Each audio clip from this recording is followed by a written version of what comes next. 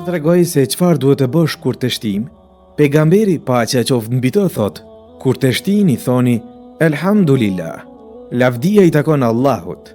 Kurse vëllau ose shoku i pranishëm duhet të thot Yerhamukallah, të mëshiroft Allahu. Nëse i pranishmi pra i thot Yerhamukallah, atëherë të shtitësi duhet ja kthej me lutjen Yahdikumullahu wa yusli balikum. Allahu ju udhëzoft dhe ju përmirësoft gjendjen. Prit, mos e kalo këtë video. A do të tregoj se çfarë duhet të bësh kur të shtim? Pejgamberi paqja qoftë mbi të thot, kur të shtini thoni Elhamdulillah, lavdia i takon Allahut. Kurse vëllau ose shoku i pranishëm duhet të thot Yerhamukallah, të mëshiroft Allahu. Nëse i pranishmi pra i thot Yerhamukallah, atëherë të shtitësi duhet ja kthej me lutjen Yahdikumullahu wa yusli balikum. Allahu ju udhëzoft dhe ju përmirësoft gjendjen. Dini se fjala la ilahe illallah në peshoren e ditës së gjykimit peshon shumë, sikur 99 regjistra të vendosen në njërin anë të peshores, dhe fjala la ilahe illallah të vendoset në anën tjetër të peshores. Kjo fjalë peshon më shumë se 99 regjistra, të mbushur plot me gjunahet tona. Andaj çfarë pret? Thuaje këtë fjalë çdo ditë, sepse kjo fjalë mund të bëhet sebeb që ti të jesh një prej banorëve të xhenetit. Bëje like këtë video dhe shpërndaje me familjarët dhe miqt e tu. Cilat janë 4 fjalët më të dashura tek Allahu? 4 fjalët më të dashura tek Allahu janë: Allahu Ekber, Subhanallah, Elhamdulillah, La ilahe illallah. Si mund t'i hapim 8 dyert e xhenetit? Kjo fjalë nëse thuhet pas abdesit, t'i hap 8 dyert e xhenetit. I dërguari i Allahut, paqja dhe bekimet e Allahut qofshin mbi të, ka thënë: kush e thot këtë fjalë pasi ka marrë abdes sipas sunetit, dhe pastaj thot Ashhadu an la ilaha illa Allah wahdahu la sharika lah wa ashhadu anna Muhammadan abduhu wa rasuluhu. Që do të thot, dëshmoj se nuk ka të adhuruar me të drejtë përveç Allahut një, vetëm dhe i pashoq, dhe dëshmoj se Muhamedi është rob dhe i dërguari i tij.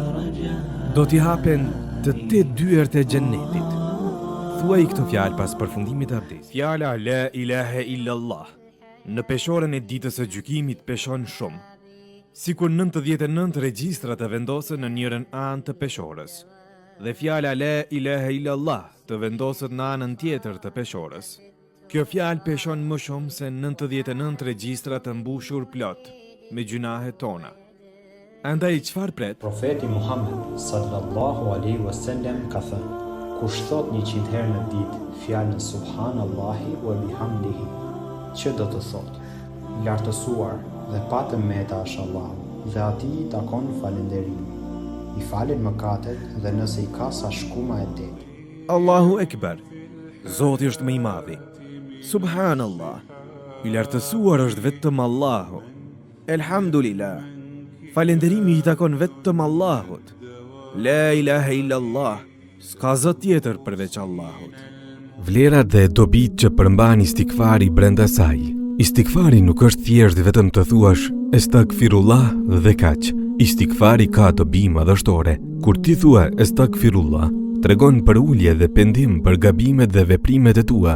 Ai të hap dyert e riskut në jetën materiale, të hapen dyert e diturisë për fen dhe çdo gjë tjetër, të rriten gradat tek Allahu, të shtohet lumturia, largon ankthin, e rrit pranueshmërinë e duas dhe bëhesh më i moralshëm dhe më i kujdesshëm ndaj veprimeve të tua. Këto ishin disa prej dobive të kërkimit të faljes.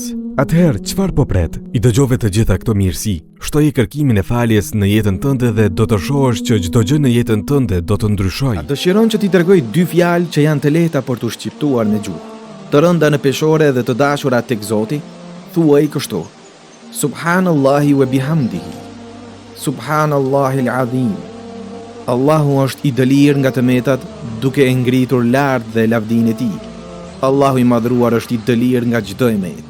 A i dini dobit dhe vlerat e istikfarit? A e dini se istikfari është një lutje shumë e fuqishme? Istikfari është kërkim falja. Kur ti thua Estagfirullah, largon ankthin, rrit pranueshmërinë e lutjes. hap dyert e riskut, hap dyert e mëshirës, hap dyert e diturisë, dhe ju qetëson dhe ju ndihmon. I dëgjove të gjitha këto vlera dhe mirësi, atëherë çfarë pret? Thuaj sa më shumë estagfirullah, që të mbullohesh me mirësi. Të qëron të i fitosh çdo ditë nga 1000 të mira? Thuaj çdo ditë nga 100 herë, subhanallah. Duke thënë 100 herë subhanallah, kështu të shkruhen 1000 të mira ose të fshihen 1000 gjunahe. A do të ta tregoj një dhikër shumë madhështor për adhurimin e Allahut? Thuaj kështu: Subhaneke Allahume, ve bihamdike, ve te barakesmuke, ve te ala gjeduke, ve le ile e gajruke.